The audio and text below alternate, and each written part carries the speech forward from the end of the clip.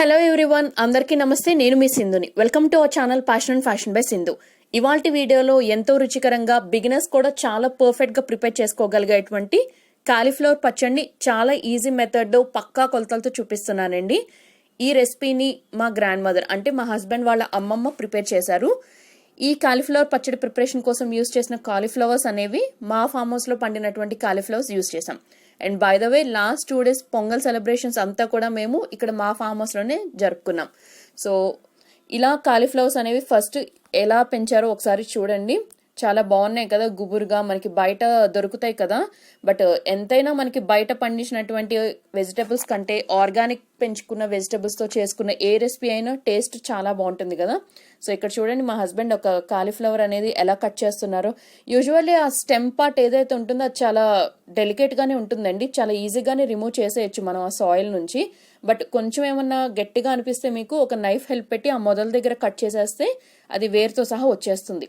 మనం ఎప్పుడు కూడా కాలీఫ్లవర్ ఇలా తీసేటప్పుడు ఓన్లీ ఆ కాలీఫ్లవర్ బంచ్ తీయటం కాదు, ఇలా వేళ్లతో సహా ఇలా రిమూవ్ చేసేయాలి. ఎందుకంటే అది మళ్ళీ సెకండ్ టైం ఆ పర్టికులర్ ప్లేస్ గ్రో అవ్వదు.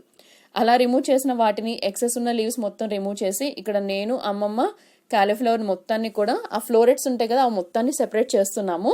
ఇలా సెపరేట్ చేసి బాగా వాటర్, ప్లెంటీ ఆఫ్ వాటర్ పెట్టి క్లీనింగ్ అనేది చేయాలి. ఇప్పుడు కడిగిన కాలీఫ్లవర్ ముక్కలన్నిటినీ పల్చగా ఉన్న ఏదైనా ఒక క్లాత్ మీదకి స్ప్రెడ్ చేసి కంప్లీట్ గా మాయిశ్చర్ కంటెంట్ అనేది మనకి కాలీఫ్లవర్ ముక్కల నుంచి పోయే వరకు ఆరబెట్టుకోవాలి. మేమైతే బయటలో ఒక టేబుల్ మీద ఇలా ఎండబెట్టేసాం, అంటే ఎండకి పెట్టామన్నమాట. సో దానివల్ల ఏంటంటే మనకి తేమ అంతా కూడా కాలీఫ్లవర్ ముక్కల నుంచి పోతుంది. ఇప్పుడు కొంచెం వెడల్పుగా ఉన్న ఒక మిక్సింగ్ బౌల్ తీసుకోండి. మేము ఈ రెసిపీ ప్రిపరేషన్ లో టోటల్ గా సుమారు ఒక 5 కాలీఫ్లవర్ మీడియం సైజ్వి యూజ్ చేసామండి.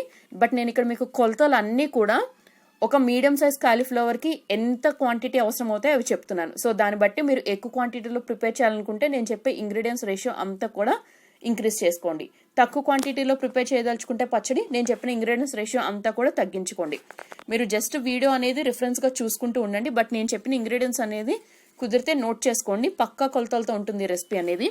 సో నేను ఒక మీడియం సైజ్ కాలీఫ్లవర్ కి సరిపడా రేషియో అనేది చెప్తాను. ఇప్పుడు మీకు చూడండి, ఫస్ట్ ఒక మిక్సింగ్ బౌల్లోకి ఒక 1 tablespoon వరకు ఇక్కడ మేము పసుపు అనేది వేసుకున్నాం. ఇక్కడ నేను సుమారు 5 కాలీఫ్లవర్లు అని చెప్పాను కదా.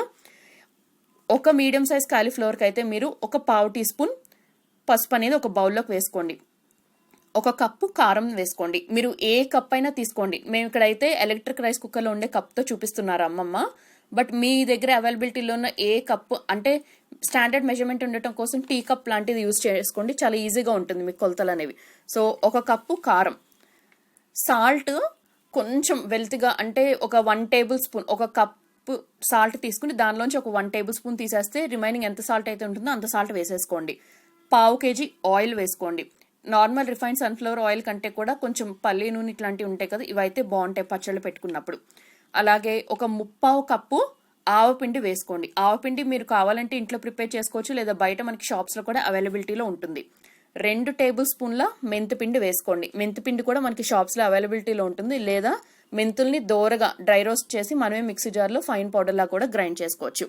100 గ్రాములు అల్లం, మనం 100 గ్రాముల అల్లం కాదండి, 100 గ్రాముల వెల్లుల్లిపాయలు తీసుకుని వాటిని కచ్చాపచ్చాగా గ్రైండ్ చేసుకోవాలి.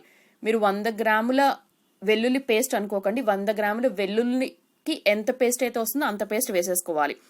అలాగే ఒక 10 మీడియం సైజ్ నిమ్మకాయల నుంచి తీసినటువంటి జ్యూస్, ఎంత జ్యూస్ వస్తే అంత జ్యూస్ మొత్తం వేసేసుకోండి. ఇవన్నీ వేసేసుకున్న తర్వాత ఇందాక మనం డ్రై కోసం ఎండలో పెట్టుకున్నటువంటి కాలీఫ్లవర్ ముక్కలన్నీ వేసేసుకోండి.